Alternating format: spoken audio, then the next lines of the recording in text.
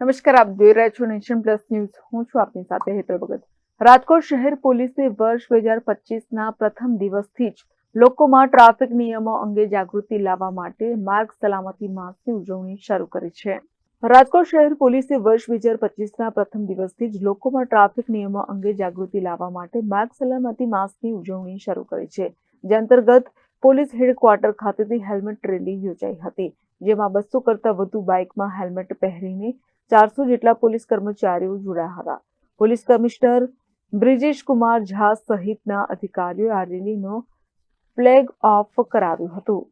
Rally શહેરના racecourse road, Kalawad road, Raiya road, Nana Mava સહિતના વિસ્તારોમાં ફરી હતી અને લોકોને હેલ્મેટ અંગે જાગૃત કરવા પ્રયાસ કરવામાં આવ્યો હતો.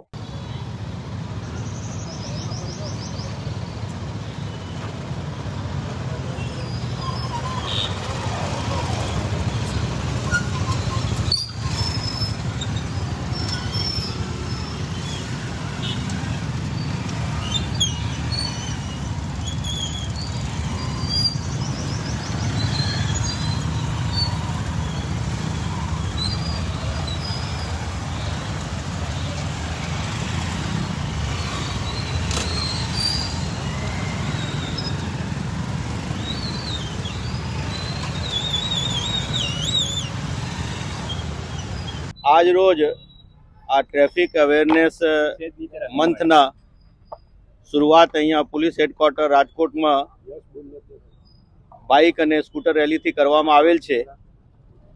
આ પૂરા માસ દરમિયાન રાજકોટ શહેર ટ્રાફિક બ્રાન્ચ અને આરટીઓ રાજકોટ તરફથી ટ્રાફિકને અવેરનેસ માટે જુદા જુદા કાર્યક્રમો કરવામાં આવનાર છે, જેની આજે આ શરૂઆત કરવામાં આવી છે. લોકોમાં અવેરનેસ માટે ટ્રાફિક પોલીસ દ્વારા, આરટીઓ દ્વારા પૂરા વર્ષ દરમિયાન જુદી જુદી જગ્યાઓ પર ટ્રાફિક અવેરનેસ કાર્યક્રમો કરવામાં તો આવે છે. સ્કૂલોમાં પણ, બાળકોમાં પણ આ અવેરનેસના કાર્યક્રમ આપણે કરીએ છીએ. પરંતુ આ જે માસ છે, આ ભારત સરકારશ્રીની સૂચનાથી આ પૂરા મહિના દરમિયાન આમાં અવેરનેસ ફેલાય અને ટ્રાફિકના નિયમોને લોકો પાલન કરે, આ માટે આ કાર્યક્રમો યોજનાર છે. ટ્રાફિકને અવેરનેસ હોય લોકોમાં, લોકો પોતાના જીવ બચાવવા માટે અને બીજાના જીવ ના જાય આ માટે કાર્યવાહી કરે, આ ઈચ્છનીય છે. પરંતુ અમુક વખતે લોકોને થોડાક દંડ કરવાની જરૂર પડે છે, જેને કારણે આ દંડની કાર્યવાહી થાય છે. ઉણપ ક્યાં રહી જાય છે? કારણ કે આ પ્રયાસ ઘણી વખત થઈ ચૂક્યા છે. આમાં મોટા ભાગે જે છે દંડ જો તાત્કાલિક થાય તો આને લોકોમાં બીક હોય છે.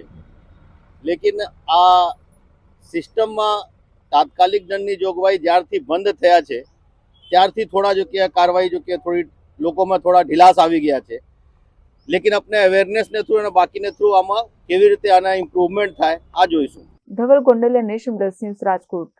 સમાચારોનો સતત અપડેટ મેળવવા માટે અમારી નેશન પ્લસ ન્યૂઝની યુટ્યુબ ચેનલને સબસ્ક્રાઇબ કરો, બેલ આઇકન દબાવો અને જોડાયેલા રહો ફેસબુક, ઇન્સ્ટાગ્રામ અને ટ્વિટર પર.